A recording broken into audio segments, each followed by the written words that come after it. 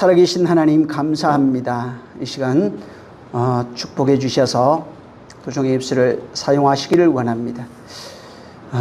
마음의 생각을 주장해 주셔서 오직 성령께서 주시는 그 말씀들이 신비에 새겨지는 거룩한 말씀 되게 하시고, 우리에게 하시는 모든 것들은, 우리에게 하나님의 것을 주시려 하시는 모든 것들은 오직 말씀을 통해서 우리에게 주려 하시는 것들인 것을 우리가 잘 아오니, 하나님 아버지, 이 시간에도 우리에게 들려지는 말씀, 우리에게 말씀하시는 그 말씀들이 신비에 새겨지도록, 성령으로 깨달아져서 이 말씀이 신비에 새겨지도록 우리를 그렇게 역사해 주시옵소서.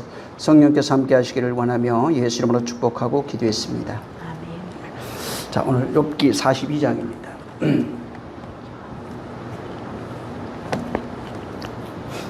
1절부터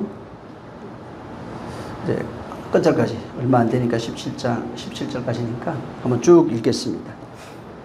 오늘 원래는 이제 오늘 한 타임, 다음 한 타임에서 두 타임 하면은 욥기는 끝이 납니다. 제가 이렇게 건너뛰고 성경을 읽었던 것은 여러분들이 그걸 읽어야 됩니다. 다 읽어서 이해도 해보고 해야 되는 거니까 꼭 그렇게 읽어보시기 바랍니다. 자, 오늘 42장인데 1절부터 한번 17절을 한번 끝절까지 읽습니다. 시작. 욥이 여호와께 대답하여 가로되 주께서는 무소불능하시오며 무슨 경영이든지 못 이루실 것이 없는 줄 아오니 무지한 말로 이치를 가리우는 자가 누구니이까? 내가 스스로 깨달을 수 없는 일을 말하였고 스스로 알 수 없고 헤아리기 어려운 일을 말하였나이다. 내가 말하겠사오니 주여 들으시고 내가 주께 묻겠사오니 주여 내게 알게 하소서. 내가 주께 대하여 귀로 듣기만 하였었더니 이제는 눈으로 주를 배움나이다. 그러므로 내가 스스로 한하고 티끌과 제 가운데서 회개하나이다. 여호와께서 욥에게 이 말씀을 하신 후에 대만 사람 엘리바스에게 이르시되 내가 너와 네 두 친구에게 노하나니 이는 너희가 나를 가리켜 말한 것이 내 종 욥의 말같이 정당하지 못함이니라. 그런즉 너희는 수송아지 7과 수양 7을 취하여 내 종 욥에게 가서 너희를 위하여 번제를 드리라.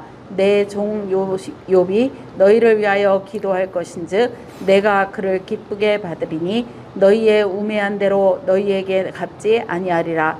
이는 너희가 나를 가리켜 말한 것이 내 종 욥의 말같이 정당하지 못함이니라.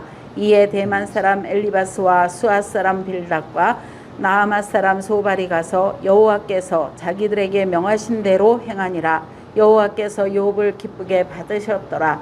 욥이 그 벗들을 위하여 빌매 여호와께서 욥의 공경을 들으시고 욥에게 그전 소유보다 갑절이나 주신지라. 이에 그의 모든 형제와 자매와 및 전에 알던 자들이 다 와서 그 집에서 그와 함께 식물을 먹고 여호와께서 그에게 내리신 모든 재앙에 대하여 그를 위하여 슬퍼하며 위로하고 각각 금 한 조각과 금고리 하나씩 주었더라. 여호와께서 욥의 모년에 복을 주사 처음 복보다 더하게 하시니 그가 양 14,000과 약대 6,000과 소 1,000겨리와 암나귀 1,000을 두었고 또 아들 7과 딸 3을 낳았으며 그가 첫째 딸은 여미마라 이름하였고 둘째 딸은 구시아라 이름하였고 셋째 딸은 게렌 합북이라 이름하였으며 전국 중에 욥의 딸들처럼 아리따운 여자가 없었더라. 그 아비가 그들에게 그 오라비처럼 산업을 주었더라. 그 후에 욥이 140년을 살며 아들과 손자 4들을 보았고 나이 늙고 기한이 차서 죽었더라. 아멘. 자, 6절을 한 번 더 읽습니다. 자, 시작. 그러므로 내가 스스로 한하고 티끌과 제 가운데서 회개하나이다. 이 42장은 욥기 이제 마지막 장이고 또 욥기의 결론입니다. 근데 이제 42장을 우리가 이제 오늘 다 읽었는데 욥에 대해서 우리가 잘 알고 있듯이 이미 1장도 마찬가지고 여기도 마찬가지인데 욥은 하나님 보시기에 온전한 사람이고 정직한 사람입니다. 또 하나님을 경외하며 악에서 떠난 그런 의인이다. 이렇게 서론과 결론에도 이 내용을 이제 말하고 있습니다. 자, 근데 여기 욥기를 볼 때 이제 자기의, 그러니까 하나님의 욥에 대해서 그 하나님이 인정했어요. 욥은 참으로 의로운 사람이다라고 이제 인정을 하셨고, 이제 그렇게 본다면은 자기 의로서 구원받을 수 있는 그런 유일한 사람 중에 한 명이 이제 욥이 아닐까. 물론 여기 욥이 조명하고 있는 것은 예수 그리스도가 맞습니다. 그게 의인. 근데 인간은 이미 로마서에도 말하고 있지만 의인은 없나니 하나도 없다고 말씀했어요. 그냥 인간은 의인이 없습니다. 근데 어찌됐든 여기는 욥이라고 하는 의인을 등장시키고 욥의 그 환난과 고난, 그 죽음, 또 이런 것을 통해서 예수 그리스도의 환난과 고난, 죽음 이런 것을 담고 있고, 또 그로 말미암아 친구들을 대신해 율법 아래 자기 의로 살아가고 있는 친구들을 대신해서 희생제사를 드리게 됩니다. 이게 이제 우리를 대신해서 희생제사를 드리는 예수 그리스도의 모습을 여기에 담고 있는 겁니다. 자, 우리가 금방 6절을 읽었는데 말씀을 드린 것처럼 욥은 참으로 의로운 사람입니다. 자기 의로서 능히 구원받을 만한 존재고, 그 다음에 하나님도 의로운 자요, 정직한 자라 이렇게 이제 말씀을 하셨어요. 근데 문제는 6절을 여러분이 읽었는데 욥이 왜 회개한다고 했을까요? 응? 분명히 의인입니다. 거룩한 자라고 하나님도 인정했는데 분명히, 근데 여기는 욥이 내가 제 가운데서 티끌과 제 가운데서 회개하나이다 라고 고백을 합니다. 회개라고 했을 때, 회개라고 하는 것은 우리가 잘 알고 있듯이 죄에서 돌이키는 겁니다. 이제 보편적으로 우리가 그렇게 많이들 인정하고 있고 알고 있습니다. 원래 회개는 좀 더 깊이 들어가면은 하나님이 보시는 인류의 율법 아래 살아가는 모든 존재가 죄인입니다. 거기서 의로 돌아오는 것을 회개라고 합니다. 그래서 회개의 진정한 의미는 그냥 원어적으로는 거기서 돌이켜서 돌아오다 이런 뜻이 있어요. 이게 뭘 의미하냐면 하나님의 말씀으로 돌아오는 것, 그 말씀이 이루어지는 것이 회개입니다. 그러니까 하나님 없이 스스로 제 갈 길로 가는 것을 죄라고 하고, 그 다음에 거기서 돌이켜서 하나님의 뜻으로 돌아와서 그 뜻으로 지어져지는 상태가 되면은 회개했다 이렇게 말합니다. 그래서 우리가 말하는 그냥 회개합니다, 무슨 죄 졌습니다, 이게 회개가 아니에요. 성경에서 말하는 회개는, 진정한 회개는 돌이켜 그 말씀으로 되어진 것을 가리켜서 이제 회개라고 합니다. 자, 어찌됐든 회개라고 하는 것은, 회개가 전제되려면 뭐가 문제가 있냐면 내가 하나님을 떠나 있다는 그 사실을 인정해야 돼요. 죄인이라고 하는 것을 인정해야 됩니다. 만약에 내가 죄인이라는 것을 인정하지 않으면 회개가 불가능합니다. 내가 하나님을 떠난 존재요, 하나님 없이 살아가고 있는 죄인이라고 하는 사실이 인정이 되고 그것이 전제가 됐을 때 그걸 전제로 해서 이제 하나님 앞에 회개하는 그런 존재가 되는 겁니다. 근데 이 본문에는 욥에 대하여 그의 흠을 찾아볼 수 없다고 말했어요. 회개할 만한 것을 찾아볼 수 없다고 얘기했는데 여기는 자기가 6절에 회개하나이다, 티끌과 제 가운데 회개합니다 이렇게 고백을 합니다. 여기 이제 하나님이 그 7절에도 마찬가지입니다. 그 친구들의 말보다 하나님은 인정했어요. 욥이 참으로 대단한 의인이라는 거, 훌륭하다, 너희들보다 더 훌륭한 존재라고 하는 사실을 하나님도 인정해 줬고 그 의로움을 인정하신 거예요.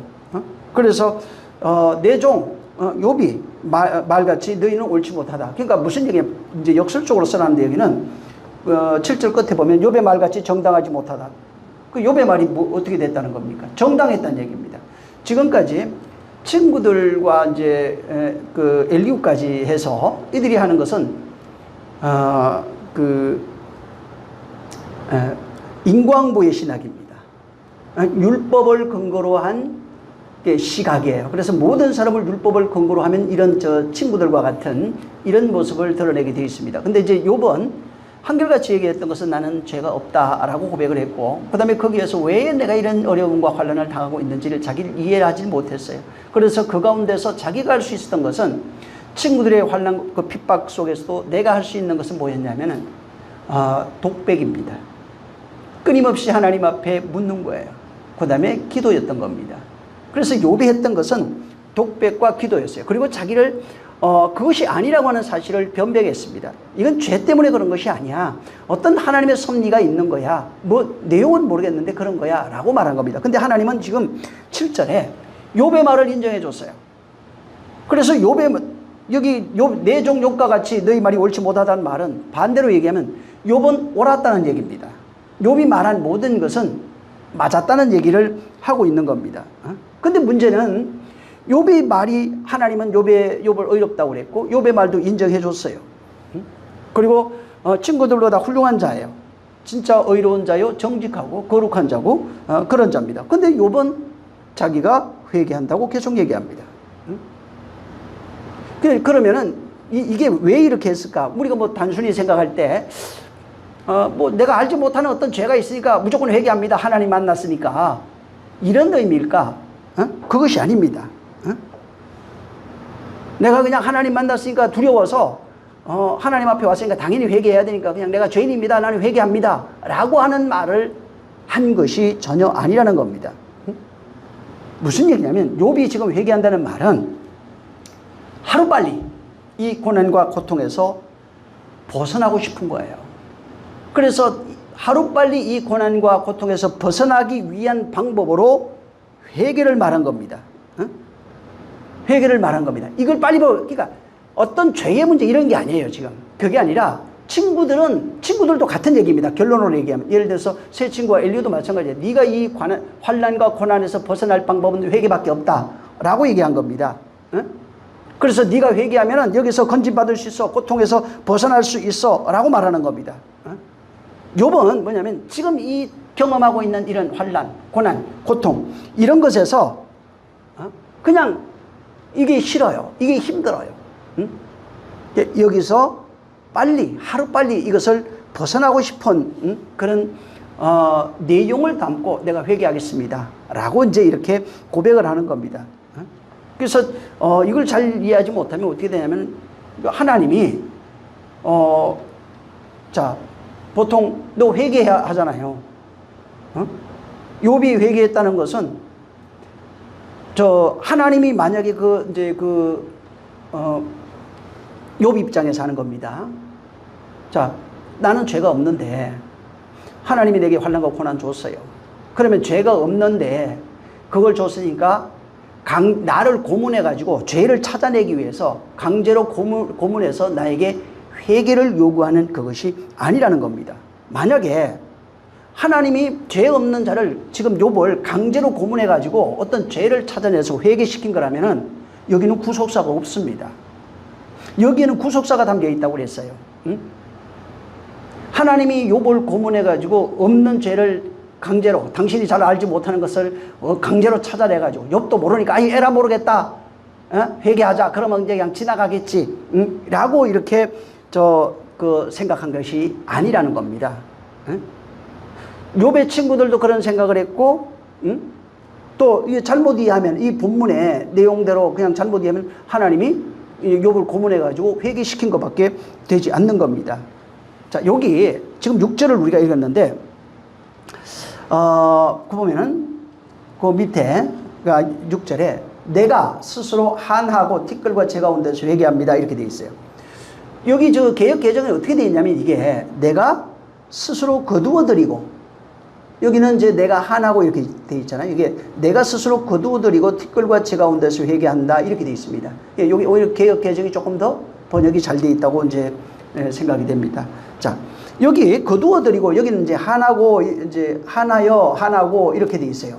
자, 이게 마스라고 하는 단어예요. 마스. 이거는 뭐냐면 요 거두어드리고 그다음에 한 가지 더 얘기하고 하겠습니다. 이 마스라고 하는 단어는 원래 거절하다 이런 겁니다. 거절하다, 멸시하다, 뭐 흐르다 이런 거에서 이제 이런 뜻을 가지고 있어요. 근데 이제 그다음에 여기 회개하다가 하는 단어가 여기 거두어들이다 이게 그다음에 한하고 이거는 마스고 회개하다가 나함이라고 하는 단어입니다. 이 나함은 많이 들었죠. 돌이키다, 회개하다 이런 뜻으로 쓰여지고 있어요. 그래서 이게 그냥 보면은 마스는 거절하고 멸시하고 이런 뜻이고 나함은 회개하고 돌이키다. 그다음에 여기에 중요한 뜻이 하나 더 있는데 위로라고 하는 뜻이 더 있어요. 이 남은 여러 가지 뜻으로 쓰여지는데 위로하다, 회개하다, 돌이키다, 후회하다 이런 뜻으로 많이 쓰여지는 겁니다. 그래서 이걸 직역을 해보면 6절을 나는 이렇게 멸시를 당하였으나 티끌과 재 가운데 위로를 받습니다. 이런 거예요. 그러니까 번역이 좀 다르죠.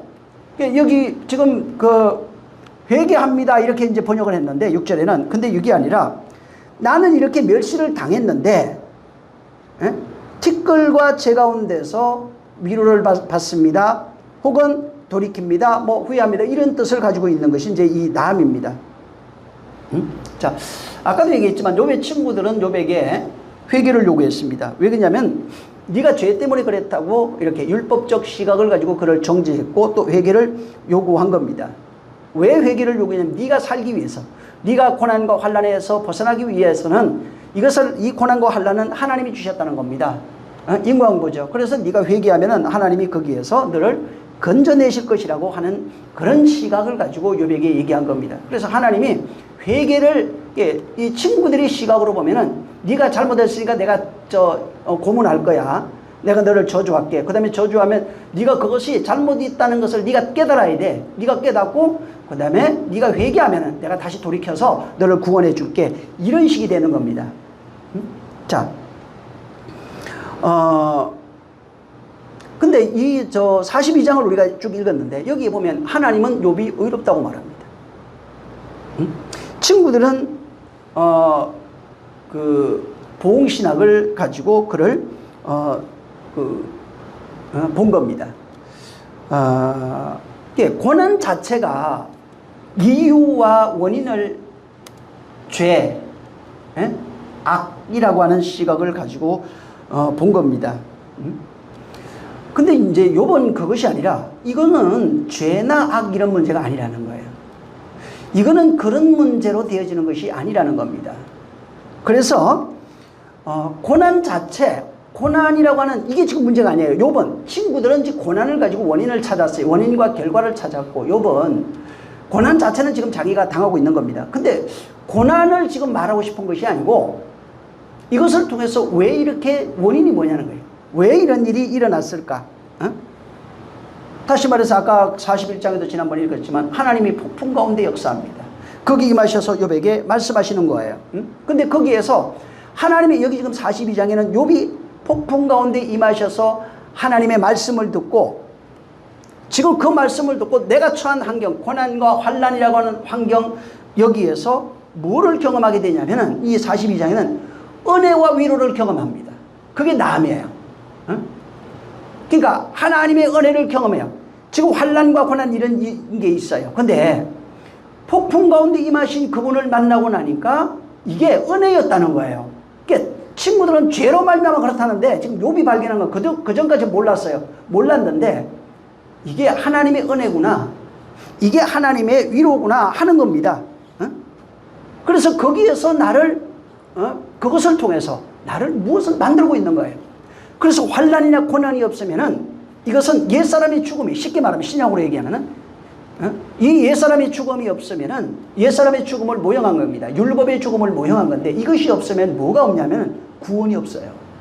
욥은 이걸 발견하는 거예요. 다른 친구들은 율법적 시각 안에 갇혀 있어서 오직 원인과 결과라고 하는 이것을 봤는데 욥은 자기가 죄가 없다고 고백하면서 원인과 결과로 본 것이 아니고 이것이 왜 이런 일이 있는 거지? 이게 뭘 말하는 거야? 이걸 통해서 뭘 요구하시는 거지? 이것을 깨닫고 하나님 만나고 나니 확신을 가진 것이 하나님의 은혜였구나, 하나님의 위로였구나 라고 하는 겁니다. 다시 말해서 모든 이 율법 아래에서 일어나고 있는 일들 거기에서 하나님이 우리에게 베푸시려고 하는 것이 뭐냐면 위로입니다.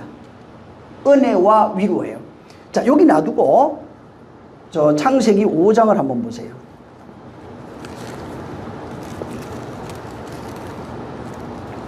자, 29절입니다.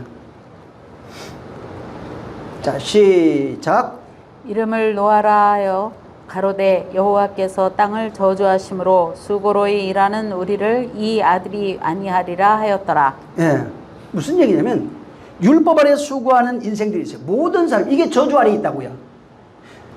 병들어서 죽인다 이런 게 아니라 율법 아래 일어나고 있는 모든 일들, 육체 가운데 살아가면서 일어나고 있는 모든 것이 이게 바로 저주 아래 있다고요. 환난과 고난 아래 있고 저주 아래 있는 겁니다. 그래서 율법 자체로 이 세상에 태어나면 그냥 그게 땅이 이미 저주받은 거예요. 저주 아래 있는 거예요. 그래서 여기를 사망이요, 지옥이요, 음부요, 무지갱이요, 흑암이요, 끊임없이 이렇게 반복해서 말하는 겁니다. 자, 그런데 하나님이 이렇게 육체에 태어나서 율법 아래 살아가는 인생들이 저주 아래 있는데, 그 저주 아래서 뭐라고 해요? 수고로 일하는 우리예요. 율법 아래 살아가고 있는 인생을 하나님이 보시는 시각은 저주 아래서 수고로 일하는 우리예요. 자, 근데 이것을 통해서 하나님이 그 아래에 있는 자들에게 뭘 해주고 싶으냐면은 율법 아래 살아가는 자들에게 해주고 싶은 것이 안위라고요. 안위. 이 노아는 누구냐면은 노아가 하나님의 위로예요. 하나님의 안식이란 겁니다. 율법 아래서 수고로 일하는 자들의 바로 그 하나님의 위로를 상징적으로 노아를 통해서 보여준 겁니다. 그래서 노아는 하나님의 위로를 상징적으로 보여주면서 우리를 하나님의 은혜로 구원해내시는 그 내용을 거기에다가 집어넣는 겁니다. 그래서 거기 보면은 여기 이제 앞에서 그 5장에 쭉 나오죠. 거기 뭐냐 이제 족보가 나오죠.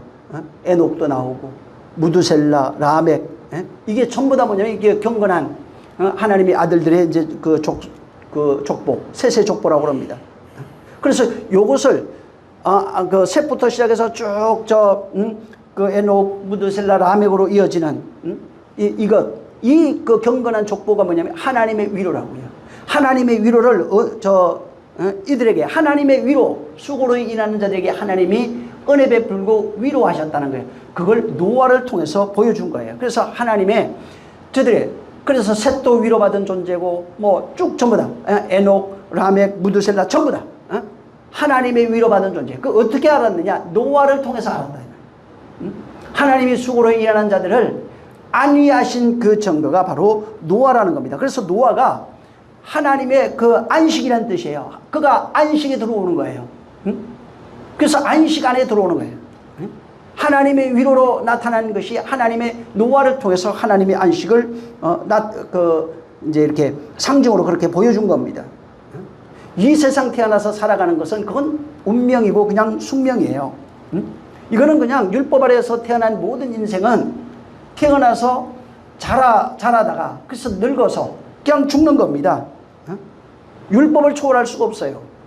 인과율이라고 하는 이건 초월할 수 없고 이렇게 육체로 살아가는 상태를 하나님은 저주 아래 있다, 수고하고 있다, 고난 아래 있다 이렇게 말하는 겁니다. 그래서 이 세상에 태어나서 살아가는 것을 보고 하나님이 수고로 일하고 있네, 저주 아래 있네. 근데 내가 노아를 통해서 내가 너희를 안식으로 인도한다는 겁니다.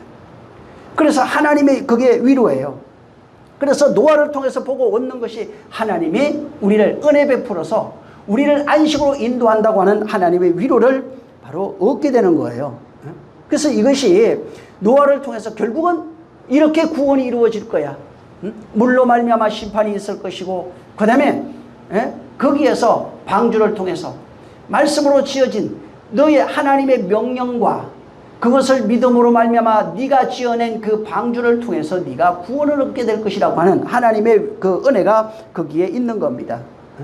그래서 그 하나님의 안식으로 노아를 인도하면서 수고로이 이 땅에서 고난받은 수고로이 일하는 그들을 구원해내겠다고 하는 그 정표로서 노아를 보여줬고 방주를 그렇게 보여준 겁니다. 그래서 노아나 노아 방주는 전부 다 뭘 얘기를 하고 있냐면 예수 그리스도의 모형이에요. 예수님 얘기하죠. 이 성경이 나에 대해서 말한다는 거예요. 자, 그러면은 노아 얘기했잖아요. 노아가 예수 얘기란 얘기예요. 쉽게 말하면 그걸 증명해내야 되는 겁니다. 방주가 그리스도란 얘기예요. 그럼 그걸 증명해내야 되는 거예요. 이 성경 전체가 나에 대한 얘기를 하고요. 창세기부터 말라기까지 당시 신약 성경이 없었잖아요. 그럼 그것은 전부 다 예수 그리스도에 대한 예표라는 겁니다. 그래서 하나님이 내가 너희를 수고로 일하는 모든 자들을 거기에서 고통받고 신음하고 있고 저주 아래서 신음하고 있는 욥과 같은 너희를 내가 구원해 줄게. 내가 너희를 건져낼 거야. 내가 너희를 위로할 거야. 이렇게 노아를 통해서 말씀해 주셨다 이 말이에요. 자, 근데 이 내용을 그대로 마태복음 5장에 한번 보세요. 4절입니다. 예수님이 그냥 직접 얘기해버려요. 자, 시작. 애통하는 자는 복이 있나니 저희가 위로를 받을 것이며. 예수님이 그냥 와서 직접적으로 그냥 직설적으로 얘기합니다. 애통하는 자 복이 있다, 위로받는다. 그러니까 애통하는 거예요. 지금 욥이 애통했어요. 고난과 환난 가운데 독백하며 기도하는 애통했다고요. 근데 이렇게 되면은 네가 하나님을 만나서 하나님의 위로받는다는 겁니다. 그래서 원문을 보면은 복이 있도다 애통하는 자 이렇게 나와요. 복이 있다 애통하는 자여. 그 다음에 네가 위로받는다 이렇게 있어요. 그래서 위로라고 하는 단어를 들어가 보면 거기에 파라칼레오라고 하는 단어입니다. 파라칼레오. 이 파라칼레오 이게 이제 위로인데, 이 파라칼레오 위로는 이 세상에서 애통하는 자들에게 주어지는, 그러니까 현실 율법의 세상에서 애통하는 자들에게 주어지는 것이 위로예요. 이 파라칼레오예요. 세상에서 육체로 즐기고 마음껏 즐기고 뭐 아무 문제 없이 살아가는 자들 애통이 없어요. 그래서 좀 더 이제 들어가면은 이게 애통이야. 하나님의 애통을 발견하게 돼요. 내가 애통하는 것을 통해서 하나님의 애통이 뭔지도 발견하게 돼 있다고요. 어쨌든 여기 이제 파라칼레오라고 하는 이 단어는 하나님의 위로예요. 어떤 자에게 주어지냐. 복이 있도다 애통하는 자여. 너희가 하나님의 위로받는다. 애통하는 자가 바로 위로받는데요. 이 욥기예요. 욥이 지금 고난과 환난 가운데서 애통한 겁니다. 원인을 지금 몰라요. 근데 하나님 나를 그냥 죽여주십시오. 내가 목숨 걷어가십시오. 내 이유는 뭔지 모르겠습니다. 이렇게 환난과 고난 가운데서 그가 애통하는 겁니다. 그래서 애통하다 보니까 어떤 일이 생겼냐면 42장에 가서 41장부터 하나님 폭풍 가운데 임하시는 하나님을 만나게 돼 있고, 애통이 없어서 못 만났을 거예요. 그리고 거기에서 하나님의 은혜와 은총을 입게 되는 겁니다. 그 은혜 받고 나니까 하나님의 위로가 나타나는 거예요. 죄 때문에 하나님이 찾아온 것이 아니에요. 지금 뭔가 잘못해서 그런 문제가 아닙니다. 욥이 할 수 있었던 것은 지금 이 땅에서 해 아래 수고로 일하고 있는 인생들이 바로 욥을 그렇게 모형으로 보여준 거라고요. 노아를 모형으로 보여준 거예요. 그래서 고난 속에서 그가 할 수 있었던 이야기는 거기 독백과 기도라고 그랬죠. 이 독백과 기도가 애통이에요. 내가 뭘 잘못했기 때문에 회개하는 내용이 아닙니다. 그래서 그 애통이 성경에는 독백과 기도로 나타난 겁니다. 모양이 그렇게 바뀐 거예요. 이걸 예수님은 이 지금 산상수훈을 하면서 여기다가 애통하는 자는 복이 있다, 위로받는다 이렇게 얘기해요. 복이 있다, 애통하는 자는 하나님의 위로가 있다 이렇게 얘기했어요. 이거는 이 세상, 지금 율법의 세상이 똑같습니다. 지금 노아도 마찬가지고 욥도 마찬가지예요. 여기에서 육신으로 살아가고 있는 사람 전부 다 해 아래 수고하고 있는 인생들이에요. 예수 믿는다고 해서 팔자 확 피는 게 아닙니다. 이 육신의 그런 환난과 역사가 있는데 여기에 똑같이 그들이 안 믿는 자가 경험하는 것, 우리가 경험하는 것 다 똑같습니다. 같은데 차이가 뭐냐면 예수 믿는 자는 그 역사 속에서 나의 역사, 신앙의 역사라고 그래요. 여기에서 성령으로 말미암아 하나님의 그 구속사가 펼쳐지고 있는 거예요. 안 믿는 자는 성령으로 말미암아 그 하나님의 구속사가 펼쳐지지 않는 겁니다. 그래서 고난을 통해서 일반 사람들은 내가 팔자가 더러워서 이렇게 얘기를 하는데, 예수 믿는 사람은 여기에 고난과 환난을 통해서 뭐를 경험하냐면 욥처럼 독백과 기도하게 되는데, 그러면 하나님의 성령의 위로 받는다고요. 하나님의 성령의 위로 받는 겁니다. 이것은 어떤 윤례적이나 어떤 도덕적으로 훌륭한 신앙인을 만들려고 그러는 게 아닙니다. 지금 나의 인생 속에 하나님이 개입해요. 나의 인생 속에서 세상에서 일어나는 모든 것들, 환난과 핍박 이런 것을 통해서 그걸 묻는 거예요. 독백과 기도를 통해서 물을 때 내가 뭘 잘못한 겁니까? 이런 것이 아니라 여기에 욥처럼 독백과 기도, 내가 이유를 모르겠습니다. 근데 하나님 나를 좀 건져내 주시옵소서. 나를 좀 만들어 주시옵소서. 그래서 어떤 윤리적 어떤 행위를 위해서 회개를 시키는 것도 아니고, 거기에 하나님이 펼쳐내시는 그 은혜와 위로의 내용이 내 역사 안에서, 내 인생의 역사 안에서 펼쳐져야 되고, 그 하나님의 펼쳐지심이 내 역사 안에 있을 때 나는 하나님의 위로받는 자가 된다는 얘기입니다. 그래서 복이 있다, 애통하는 자가 뭐예요? 하나님의 위로받는다는 겁니다.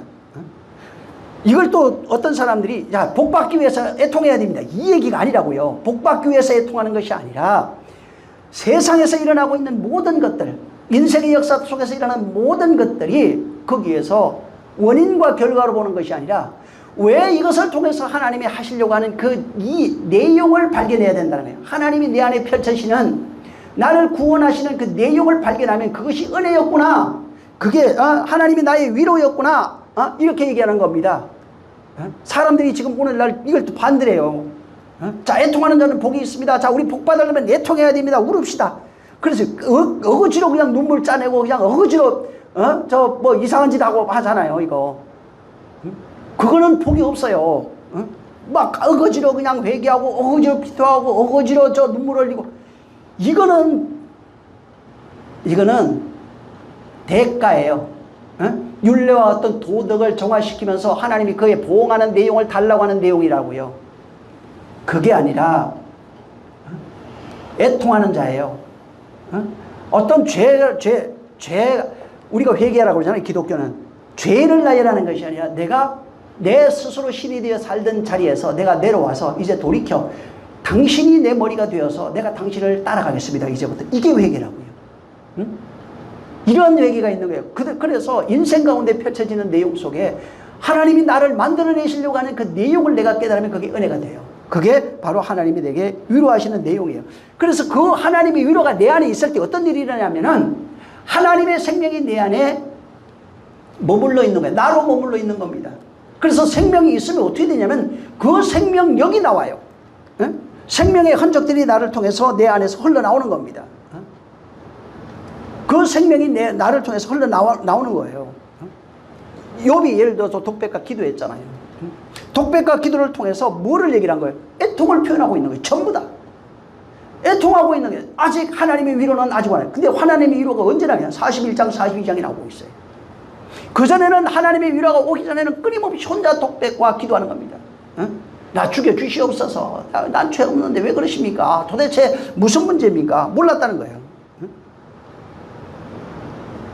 그래서 욥은 지금 여기 그 마태복음에는 애통을 표현했어요. 근데 이제 욥기는 그걸 독백으로 표현했어요. 독백과 기도로 이렇게 이제 표현해 놓은 겁니다.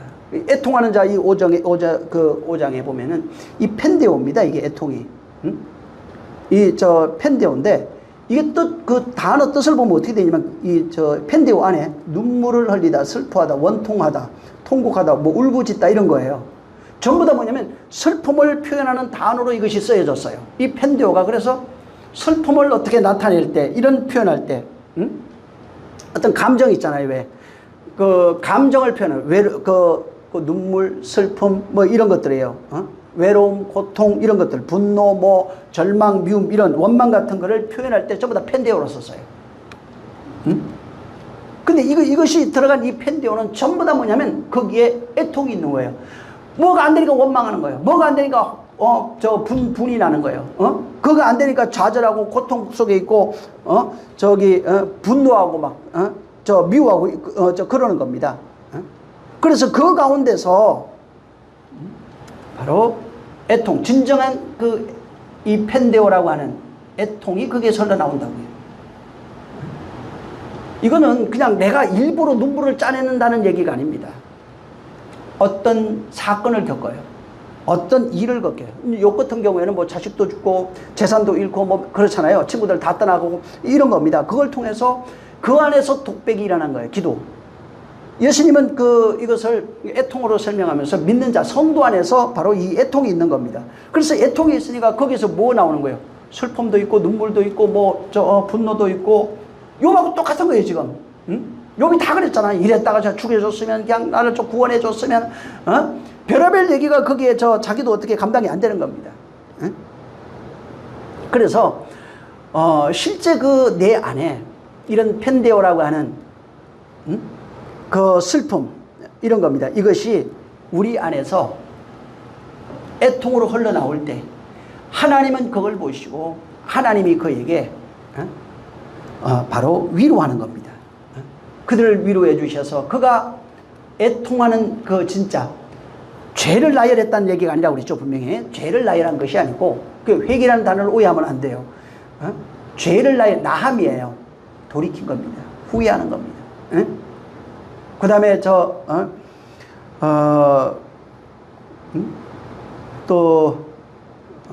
위로하고, 이제 그래서 이게 나함이라고 하는 단어 자체가 보면은 후회도 있고 위로도 있고 뭐 돌이키다 하는 뜻도 있고 여러 가지 뜻이 이제 그 안에 다 들어가 있는 겁니다. 그래서 위로, 하나님이 그 후회합니다. 내가 돌이킵니다. 혹은 하나님의 위로, 어떤 자에게 위로가 있는 거예요?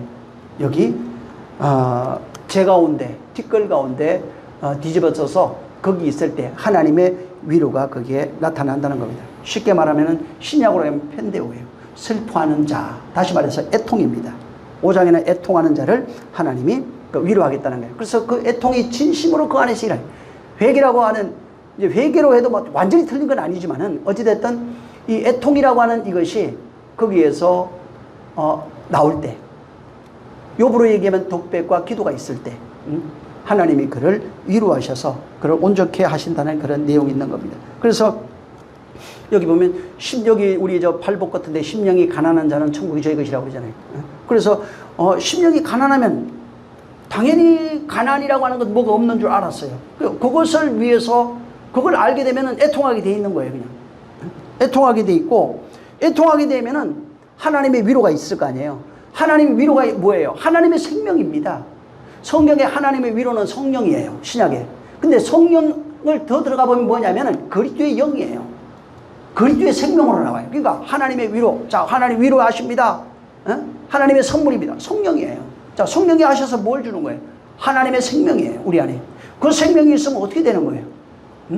생명으로 영원한 존재가 돼요. 그래서 성경 전체를 한 권을 압축해서 우리 입장에서 얘기하라면 영생입니다. 이거는. 성경은 영생을 얘기하는 거예요. 생명 왜 주는 거예요? 영생하기 위해서.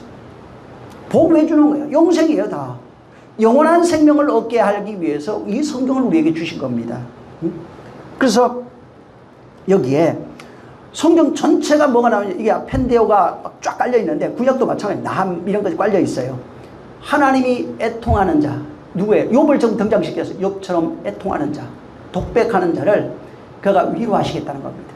위로의 내용이 안식이에요. 영생으로 인도하겠다는 거예요. 그를 나와 같은 자로 만들겠다는 겁니다. 영원한 자를 그를 만들겠다는 겁니다. 그래서 나중에 이게 사사기 20장 23절에도 보면은 여호와 앞에서 저물도록 울며 여호와께 묻잡아 가로되, 이스라엘 자손이 막 울어요. 그 앞에 가서 몸부림칩니다.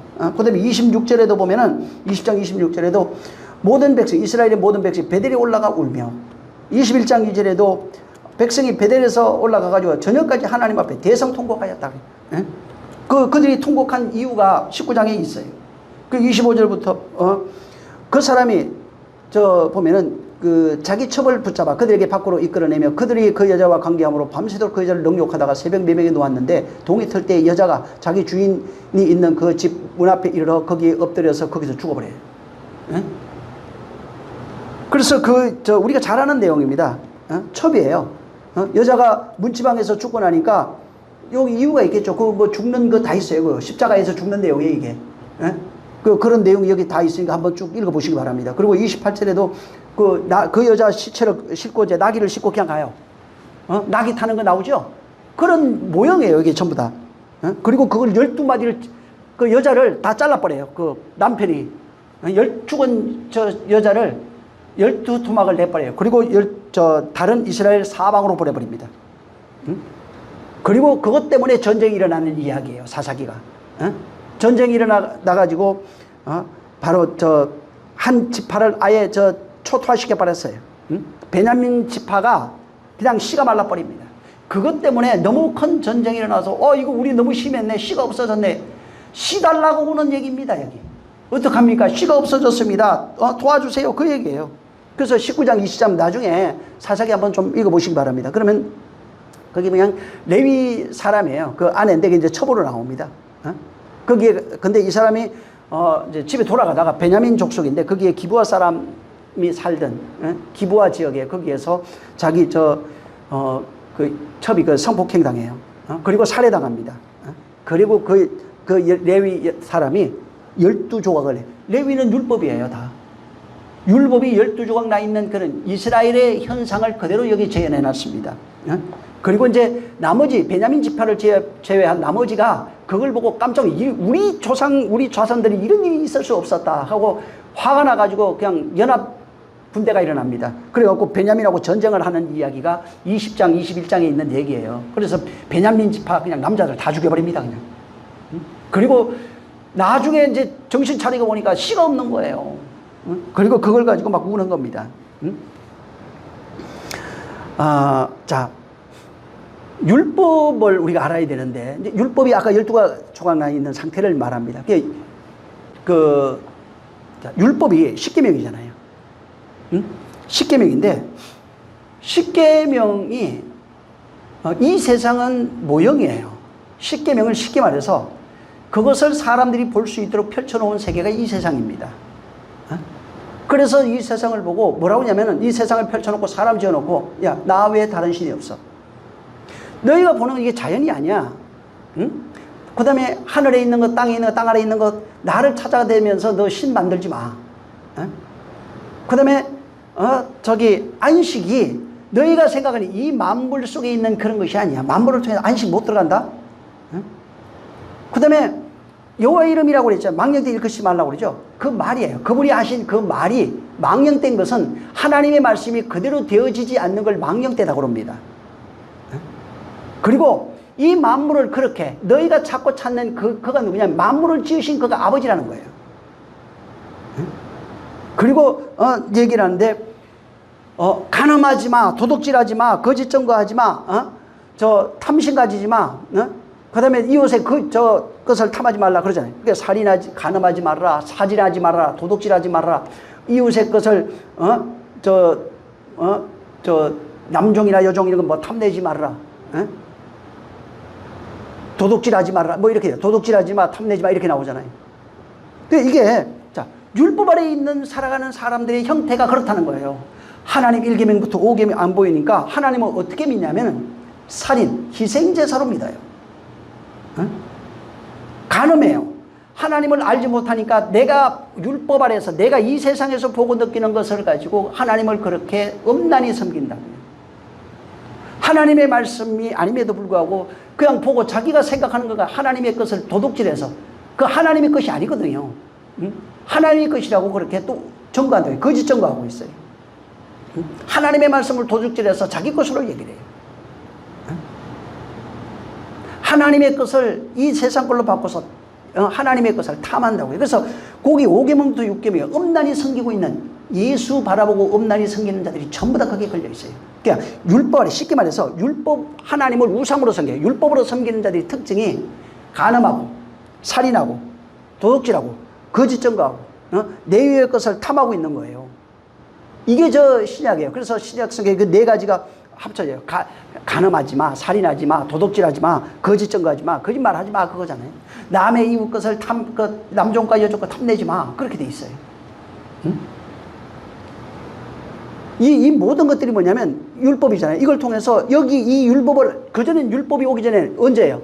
율법이 시내산에서 와요. 자, 시내산 이전에 어떻게 돼요? 죄가 죄인 줄 몰랐다니까. 그래서 시내산에서 뭐가 되냐면 하나님의 말씀이 나요. 성문법, 율법이 내려오는 겁니다. 그래서 그 산도 거룩한 거예요. 여러분 저 바울이 그 얘기를 하죠. 자, 우리 전에 조상이 하갈과 이삭이 있었다. 저 사례가 있었다. 하나는 종이고 하나는 자유자의 여자다. 이렇게 얘기해요. 자, 보세요. 하갈은 뭐라고 설명했냐면 지금 아라비아에 있는 시내산이다 이렇게 얘기해요. 하갈이 뭐라고요? 아라비아에 있는 지금 그 아라비아가 사우디아라비아 맞습니다. 그때도 아라비아라고 그랬어요. 거기를 아라비아에 있는 시내산이면 율법이 뭐라고요? 그러니까 거기 율법이 내려왔던 산이에요. 그게 종의 영이라고요. 하갈은 아라비아에 있는 시내산이고 거기에서 종의 영이 내려온다고요. 자, 그래서 두 개가 있는 거예요. 거기는 그래서 하갈이 있어야 돼요. 하갈이 거기에 있고, 자 사례는 자유자님 어디예요? 어머니라 예루살렘이에요. 여기는 진리가 있는 거예요. 여기서는 그리스도로 말미암아 진리가 오고 여기는 모세로 말미암아 율법이 온 거예요. 그래서 그걸 비유로 하갈과 사례로 얘기하는 겁니다. 그래서 거기도 거룩한 곳이고 여기도 거룩한 거예요. 다만 거기는 율법이 왔으므로 이젠 폐해버린 겁니다. 그 다음에 어디로 간 거예요? 예루살렘으로 가요. 그것도 다 모형이에요. 응? 예수는 죽어야 돼. 폐해지는 것이고 우리는 사는 존재가 되는 거예요. 이런 내용을 거기다가 전부 다 담아 놓은 겁니다. 응? 그래서 율법 아래 있는 자의 특징이 전부 다 간음하고 살인하고 도둑질하고 거짓 증거하고 탐내게 돼 있어요. 그렇게 살아요. 그리고 끊임없이 자기 죄를 보게 돼 있어요. 그러면서 하나님을 우상으로 섬겨요. 그러니까 계속해서 하나님 앞에 어떤 존재가 되면은 끊임없이 회개하는 존재. 응? 끊임없이 죽을 때까지 죄가 까발려집니다. 그러니까 거기 못 벗어난 거예요. 끊임없이 죄가 까발려지고 죽을 때까지 회개해야 돼요. 이게 율법 아래 있는 자들의 특징이에요. 그게 무슨 얘기냐면은 여러분 율법이 죄를 정죄한다고 그랬잖아요. 그러니까 바로 인간은 타락한 존재고 그렇게 멸망해야 될 존재고 그런 게 아니라고요. 인간 자체가 율법 아래 있는 존재 자체가 이 세상에 태어난 존재 자체가 수고로 일하고 있는 인생들이라고요. 그냥 그건 자연이라고요. 이 땅에 태어나면 죄짓게 돼 있고 고통받게 돼 있고 수고하게 돼 있고 고생하게 돼 있고 죄 안 질 수 있는 게 단 한 인간도 없다는 거예요. 그냥. 응? 근데 이것을 통해서 이 율법의 세상을 통해서 이 만물을 통해서 율법을 보라는 거예요. 그리고 이것이 죄라고 하는 것을 발견하라는 거예요. 그리고 발견하면 뭐 하라는 얘기예요? 돌아오라고요.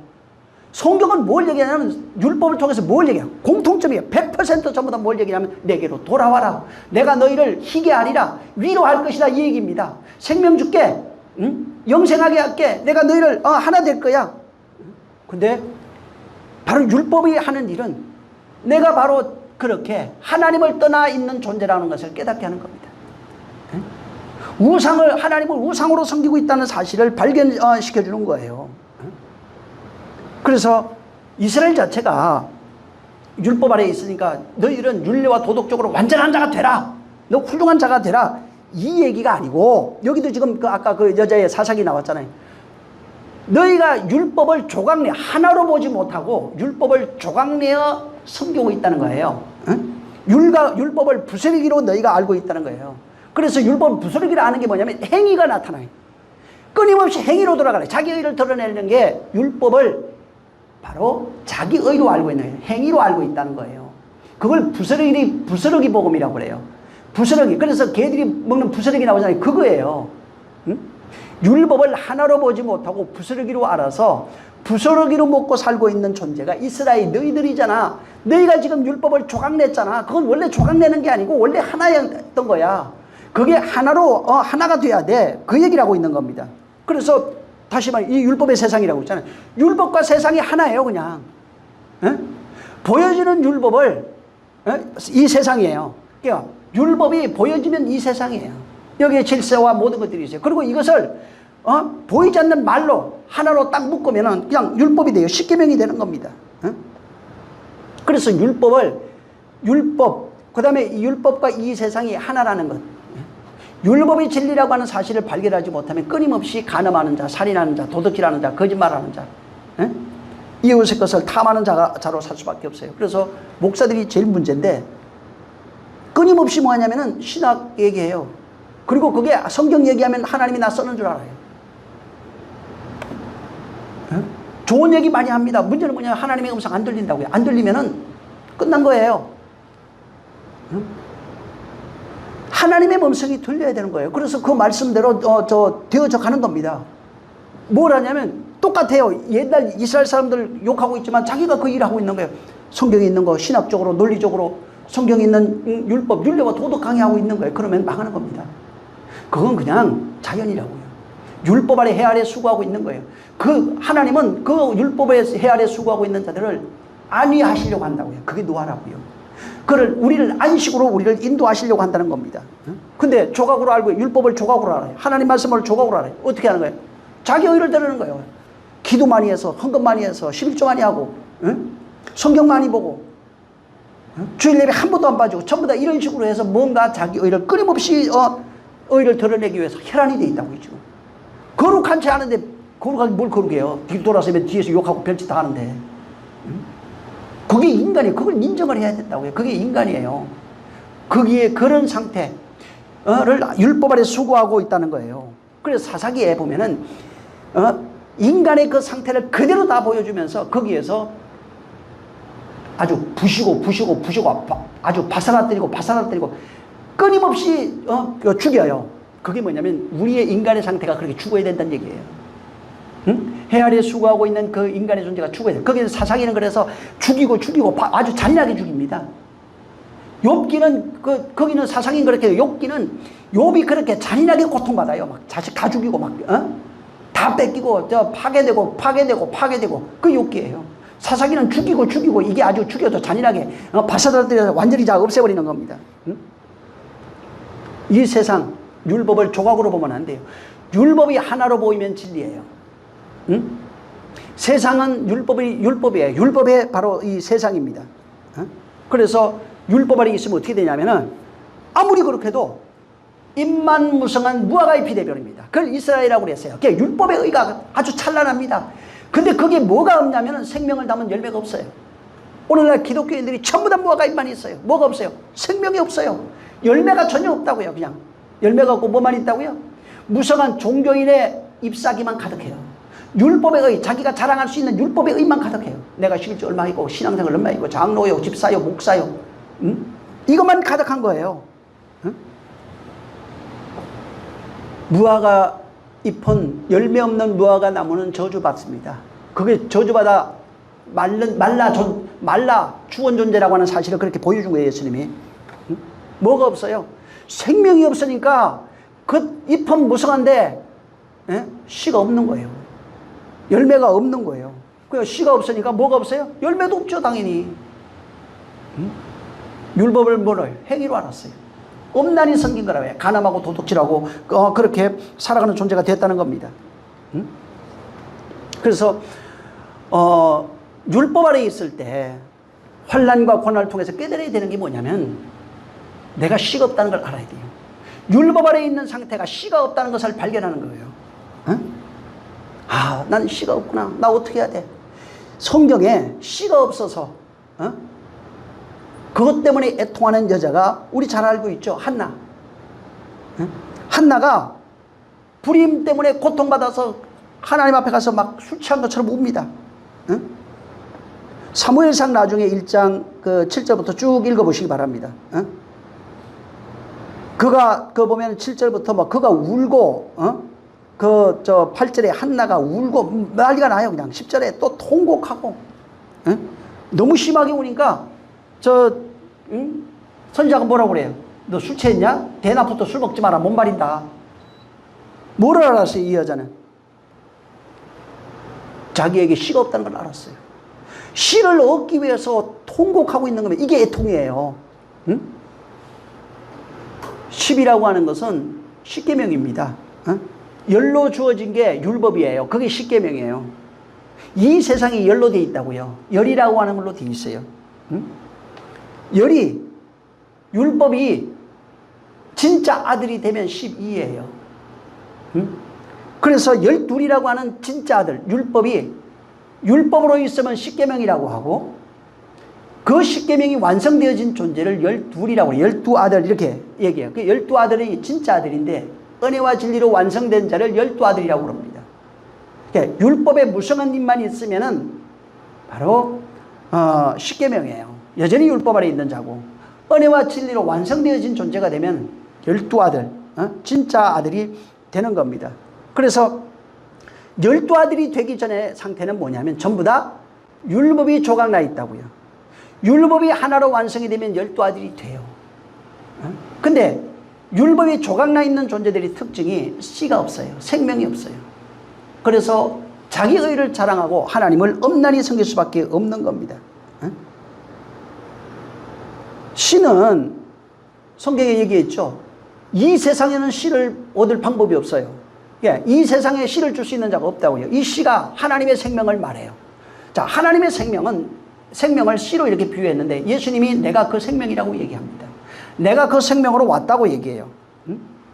그래서 우리에게 여자 뭐야? 율법 아래 해 아래 무화과 나무 잎으로 해 아래 수고하고 있는 인생들이에요. 근데 여기에서 내가 영원한 생명이 없구나, 생명이 없음을 깨닫고 한나처럼 술 취한 것 같이 통곡하고 애통하고 독백하는 게 필요하다. 그러면 하나님이 그에게 찾아와서 뭘 주냐면 당신의 씨를 주는데 그걸 그리스도라고 합니다. 예수 그리스도예요. 예수로 말미암아 은혜 베푸시고 그리스도로 우리에게 진리가 되게 하신 거예요. 응? 그래서 그 생명을 우리에게 주면은 한나가 잉태해요. 그게 위로예요. 하나님이 나를, 한나가 애기 낳고 뭐라고 해요? 하나님이 나를 위로했다고 그래요. 하나님이 나를 위로한 내용이 안식이라고요. 응? 생명을 잉태한 거라고요. 응? 그래서 지금 한나가 자기 현실이 뭐냐면 율법이 조각 10개, 10조각으로 나 있는 상태예요. 그 상태가 뭐였냐면 생명이 없는 걸 발견했어요. 생명이 없구나. 나는 지금, 그래서 그걸 아들로 그렇게 표현했는데 생명이 없는 걸 발견하고 그다음부터 그 생명을 얻기 위해서 통곡하기 시작하는 겁니다. 그래서 한나가 한 방법도 욥하고 똑같아요. 율법 아래 생명이 없는 걸 발견하고 생명을 주실 분은 하나님밖에 없다는 걸 알고 그다음부터 뭐예요? 술 취한 것 같이 통곡하고 기도하는 거예요. 욥이 통곡하고 기도하는 겁니다. 응? 그래서 그 통곡하고 기도하니까 바로 하나님이 그에게 위로한 내용이 하나님의 아들의 생명이라고요. 또 이걸 또 오해하면 또 봐라, 우리가 통곡하고 기도하면 하나님이 우리를 주신다, 생명 주신다, 이 얘기를 하는 게 아니에요. 뭐냐면 지금 한나가 욥하고 똑같은데 한나가 아들이 없는 걸 깨달았어요. 없는 걸 깨달았어요. 깨닫고 어떻게 하냐면 그 다음부터 독백해요. 통곡하고 기도하고 통곡하고 기도하고. 그래서 율법 아래 내가 씨 없는 고통을 내가 발견한 거예요. 한나는.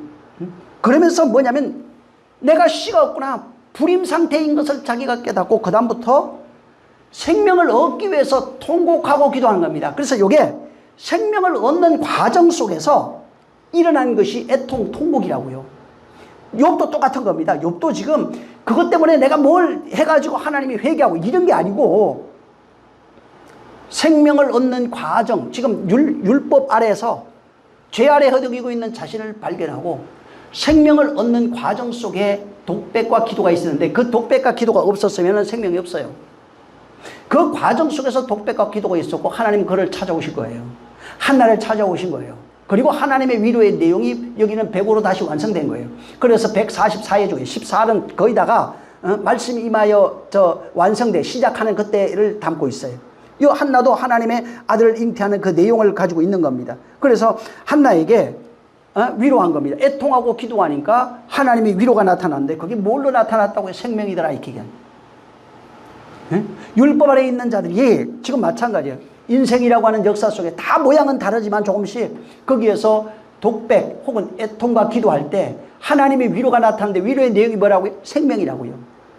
영원한 생명, 완성된 생명으로 우리에게 주어지는 겁니다. 여기도 지금 욥이 지금 한나하고 똑같은 개념이에요. 욥이 지금 애통과 기도할 때 뭐가 나타나냐? 하나님의 위로가 나타나는 겁니다. 여기 지금 엘리오 있죠?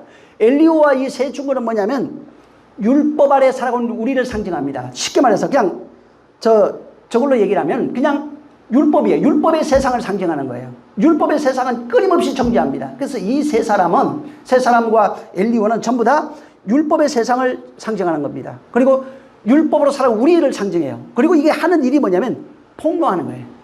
정죄하고 폭로하는 일이에요. 그래서 율법이 하는 일이 뭐라고 했어요? 바울도 율법은 정죄하는 법이라는 거예요. 그리고 율법이 정죄했는데 뭐라고 정의를 내렸냐면 의인은 없나니 하나도 없다고 정의를 했어요. 결론이 그거예요.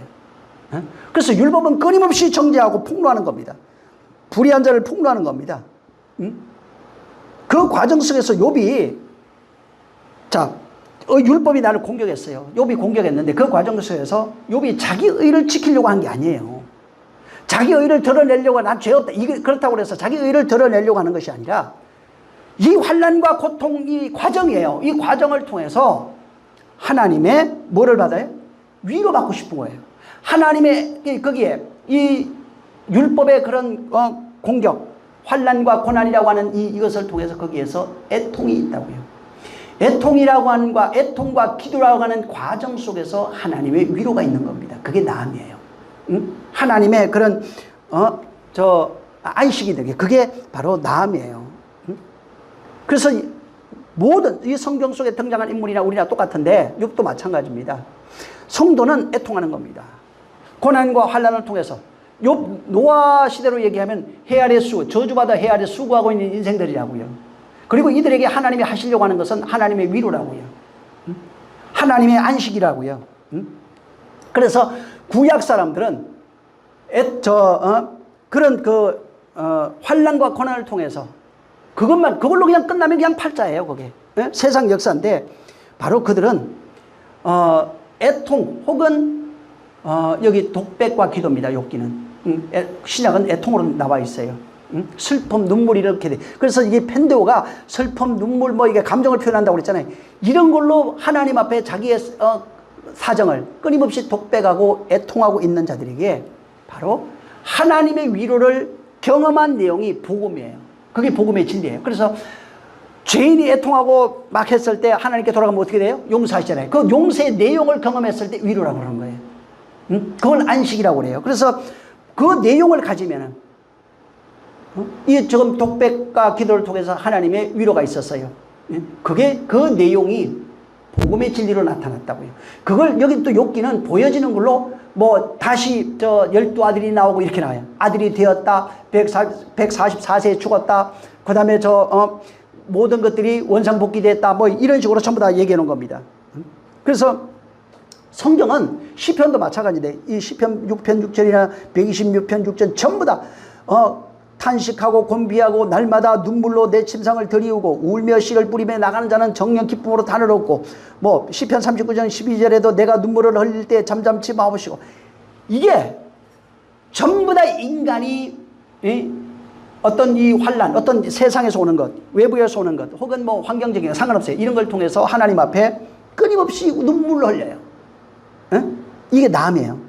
울며 눈물을 흘리고 눈물을 흘릴 때에 눈물이 내 양식입니다. 시편 80편 5절 예레미야가 1장 2절에도 밤새도록 애곡하고 눈물을 흘리고 뺨에 흐르고 2장 11절에도 내 눈이 눈물에 상하고 또 18절에도 너는 밤낮으로서 눈물을 강같이 흐를지어다.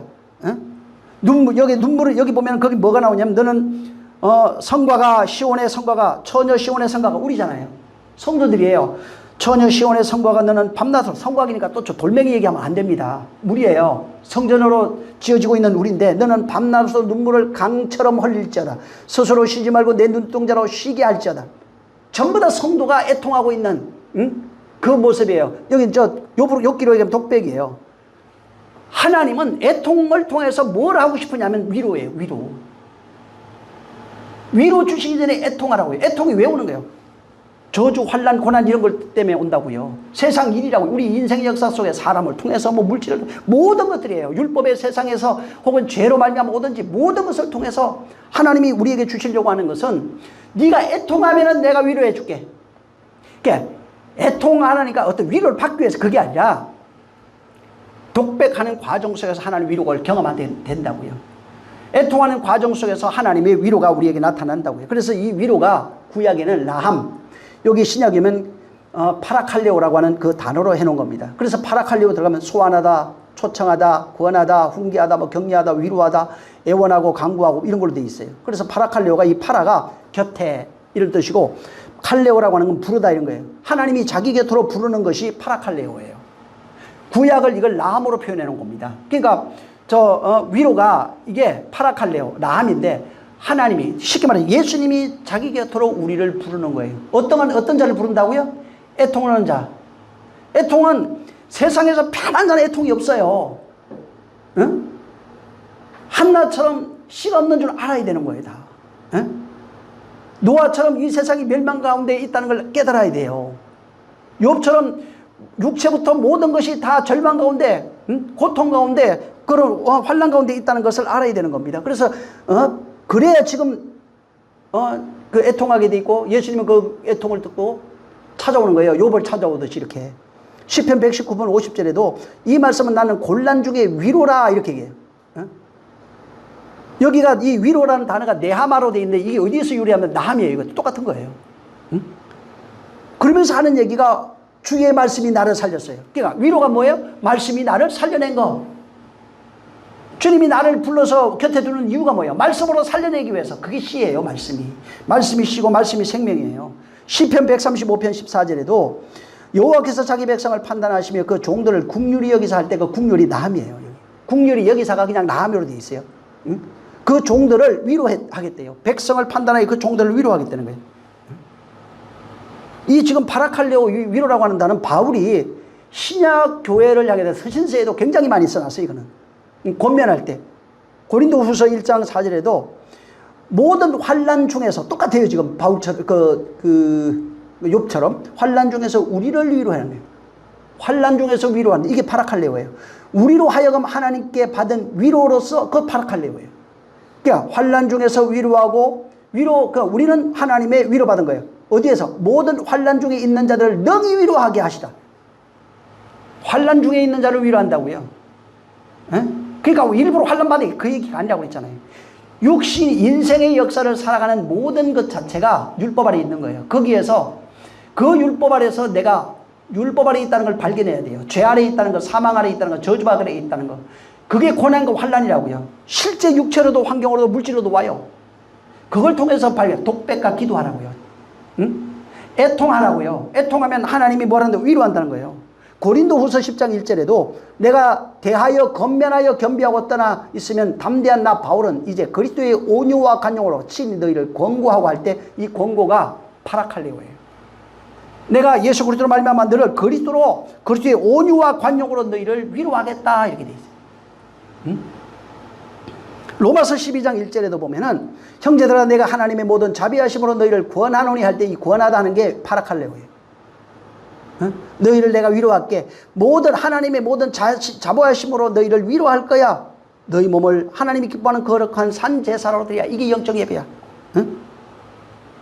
바로 이거는 바울이 말하는 거 내가 위로해 줄게, 마음 쓰다듬어 줄게 이런 얘기가 아니에요. 바울이 위로한다는 것은 자 위로는 성경에 뭐라고 하냐? 하나님의 위로밖에 없어요. 우리를 위로할 분은 하나님밖에 없어요. 인간이 할 수 있는 게 아니라고요. 응? 하나님이 우리를 위로한 내용이 뭐라고 그랬어요? 성령이라고요. 성령으로 우리를 위로한 거예요. 성령이 우리를 위로하는 내용이 뭐예요? 그 씨를 우리에게 생명으로 잉태시켜 준 거예요. 응? 한나이가 위로받은 게 생명을 잉태한 거예요. 그 생명을 가진 거예요. 씨를 가진 거라고요. 그건 전부 다 비로 돼 있어요. 응? 그래서 하나님이 어떻게 위로하는 거예요? 생명으로 위로하는 거예요. 어떻게? 지금 우리가 살아가잖아요. 환경과 뭐 사람들 여러 가지 물질 이런 것들이 있어요. 응? 이게 위로가 되는 게 아니에요. 그건 위로된다는 것이 아니라 바로 하나님이 역사를 하는데 환경과 사람 모든 것을 통해서 위로의 내용이 나타난다고요. 거기에. 응? 하나님의 위로를 우리에게 건네준다고요. 위로의 내용을 건네주는 거예요. 그래서 자 먼저 된 자가 내가 위로받았잖아요. 그럼 내가 하나님 위로받지 못한 자에게 건네주면은 사람을 통해서 환경을 통해서 그에게 하나님이 위로하신 거예요. 응? 위로한다니까 뭐 덩 쓰다듬어 주고 뭐 그런 걸 얘기를 하는 게 아닙니다. 그래서 요한복음 14장 그 16절 이하에 뭐라고 하냐면 또 다른 보혜사 나오죠. 그게 26절에도 보혜사, 15장 26절에도 보혜사, 너희에게 보낼 보혜사. 에? 또 요한일서 2장 1절에도 우리에게 대언자가 계시니 의로운 예수 그리스도라 이렇게 되어 있어요. 전부 다 이 보혜사가 이것도 파라클레토스라고 하는 단어인데 이 토스 오에서는 그 되어진 그 존재예요. 그러니까 파라클레오 이게 같은 겁니다. 다. 이 파라클레토스도 뭐냐면 어떻게 되냐면 기본 뜻이 돕는 자, 중재자, 변호자, 위로자 이런 거예요. 이거를 위로자를 여기는 보혜사로 번역했어요. 한문으로. 하나님이 우리를 위로한다고요. 그래서 하나님이 위로하는 것을 위로야 이거를 이제 번역을 하는데 보혜사 이렇게 번역했다고요. 내가 보낼 보혜사 위로자란 얘기예요. 내가 너희에게 다시 올 거야. 이게 위로자야. 이 얘기하고 있는 거예요. 14장, 15장, 16장 읽어보면은 아버지의 약속한 성령을 기다리라. 아버지가 너에게 보내줄 거야. 그 위로자야. 응? 그 보혜사야. 내가 그날에 내가 너희 안에 있을 거야. 그래서 요한일서 2장 1절에 보면은 곧 대언자, 위로자가 누군 줄 아니? 예수 그리스도야 이렇게 나와 있어요. 응? 우리에게 대언자가 계시니 대언자가 누군 줄 아니? 그리스도야. 예수 그리스도야. 이게 보혜사야. 그러니까 자꾸 이거 한문으로서 써가지고 이해해서 문제인데 하나님이 위로한 내용이 보혜사라고요. 그 보혜사란 말이 그 어떤 이런 게 아니에요. 하나님이 우리를 위로했다고요. 뭘로 위로했다고요? 그리스도로 위로한 거예요. 예수 그리스도가 우리 대언자 보혜사라고요. 응? 그래서 하나님이 우리를 위로하는 것은 지금 율법이 우리는 조각나 있잖아요. 율법을 몰라야지. 율법이 다 조각나서 파편으로 먹고 있다고요. 조각 나 있는 그 율법을 예수 그리스도의 은혜와 진리로 하나로 우리 안에서 만드시는 거예요. 우리 안에서 하나로 만들어지면 하나님의 생명이 되는 거예요. 그걸 은혜와 진리라고 그래요. 응? 하나님 율법의 내용의 의미를 깨달았다고요. 조각나 있는 율법이 은혜와 진리로 하나로 완성되어진 거예요. 그래서 성령이 오셔서 하는 일이 뭐냐면 우리 안에서 조각나 있는 율법을 하나로 완성시켰는데 보니까 은혜와 진리더라 이렇게 얘기하는 것이고, 그걸 교회더라 혹은 그리스도다 이런 식으로 설명하는 겁니다. 바로 욥기가 이 얘기를 하고 있는 거예요. 폭풍 가운데서 임하시는 하나님이 있어요. 거기에서 욥이 하나님의 위로받는 겁니다. 왜? 거기에서 뭘 임하냐? 하나님이 위로자로 임하신 거예요. 그래서 거기가 회개가 아니고 나함이라고요. 그냥 티끌 가운데서 이 아무것도 없는 티끌, 재 이런 거 있잖아요. 전부 다 그거 들어가면 회개도 있지만 율법으로 연결되어 있어요. 거기에서 하나님이 폭풍 가운데 임하셔서 나를 위로하셨다고요. 거기에 고통과 환난 중에 있는 나를 찾아오셔서 율법의 티끌과 죄로 살아가고 있는 거기에서 나를 하나님이 위로하신 자가 되는 겁니다. 그래서 뭘 보냐면 내가 귀로만 듣던 하나님을 이제 눈으로 봤습니다. 이제 내가 확실하게 경험되었습니다. 눈 들어가면 전부 다 샘이에요. 하늘 나오고 거기에 생명 나오고 물 나와요 다. 그래서 하나님은 애통하는 자에게 복이 있다. 애통하는 자는 뭐가 있다고요? 하나님의 위로가 있다. 위로가 뭐예요? 그리스도, 예수 그리스도라고요. 지금 여기 욥이 지금 애통하고 있었잖아요. 독백하고 애통하는데 거기에 하나님이 찾아오셨어요. 위로해 주셨어요. 위로하고 나니까 그가 뭐가 됐다고요? 의인 됐다고요. 완전한 자가 됐다고요. 그래서 무토의 죽음을 경험했다고요. 그가 이해되시죠? 이 시간 같이 기도할 때 주여 내가 그저 그냥 어떤 여기에 뭐 단어 이런 데 빠져가지고 그러지 말고 정말 여기 하나님의 말씀이 율법 아래 살아가고 있는 나를 완전한 자로 지어내낼 수 있도록 내게 은혜 베푸 주시옵소서. 하나님의 은혜 내용이 내 안에 생명으로 있어야 돼요. 생명을 쉬라고 그래요. 그걸 주시는 그렇게 위로한 내용, 생명으로 나를 위로한 내용을 보혜사라고 그래요. 보혜사를 여기 우리의 대언자가 있다고 하니까 들어가 보세요. 보혜사입니다. 예수 그리스도라 이렇게 되어 있어요. 그러니까 그리스도가 내 안에 하나로 진리로 완성. 나와 그 말씀이 진리로, 그 말씀이 내 안에 진리로 완성되면 내가 진리예요. 내가 그리스도인이 된 거예요. 그 진리가 어떻게 나로 증명된 겁니다. 이 시간 이와 같은 역사. 욥이 지금 그 하나님이 위로받았잖아요. 한나가 위로받았고 노아가 위로받았어요. 제자들도 위로받았고 다 위로받았어요. 이러한 역사가 내 인생 가운데 펼쳐지게 해달라고 기도합니다. 좋으신 하나님 감사합니다. 우리를 축복해 주셔서 우리 모두가 정말 복 있는 자, 곧 애통하는 자는 복이 있다고 그랬는데 복의 내용이 하나님의 위로라 하셨사오니 정말 곧 성령에 의해서 하나님의 위로받은 존재 그 안에 생명이 있음을 깨닫고 생명으로 지어진 그 존재 그리스도인이요 하나님의 아들이라고 얘기를 하고 은혜와 진리된 자라고 우리에게 말씀해 주셨사오니 인생 속에서 이와 같은 끊임없이 하나님의 위로를 경험하는 자들이 되게 하여 주시옵소서. 말씀을 듣는 여러 가지 모양으로 여기 멀리서나 여러 가지 영상으로 듣는 심령들 일일이 기억해 주시고 비록 저들과 또 얼굴을 대하지 못하고 이렇게 영상으로 만날지라도 하나님 저들에게 큰 은혜 주셔서 정말 진리가 뭔지 하나님이 살아계신 것을 증명해낼 수 있는 이러한 능력이 있게 도와주시옵소서. 예수 이름으로 축복하고 기도했습니다. 아멘. 주님이 가르쳐준 기도하고 마칩니다. 하늘에 계신 우리 아버지여 이름이 거룩히 여김을 받으시오며 나라의 임하옵시며 뜻이 하늘에서 이룬 것 같이 땅에서도 이루어지리이다. 오늘날 우리에게 일용할 양식을 주옵시고 우리가 우리에게 죄진 자를 사하여 준 것 같이 우리 죄를 사하여 주옵시고 우리를 시험에 들게 하지 마옵시며 다만 악에서 구하옵소서. 나라와 권세와 영광이 아버지께 영원히 있사옵나이다. 아멘. 감사하신 주여 성령의 역사하심 있게 도와주옵소서. 하나님의 위로하심과 그 능력과 역사 있게 도와주시옵소서. 우리 주님이 함께 하시기를 원하며 주의 평강이 있기를 원하며 예수님으로 축복하고 기도했습니다. 자, 우리 모든 영광 하나님께 드립니다. 수고 많이 하셨습니다.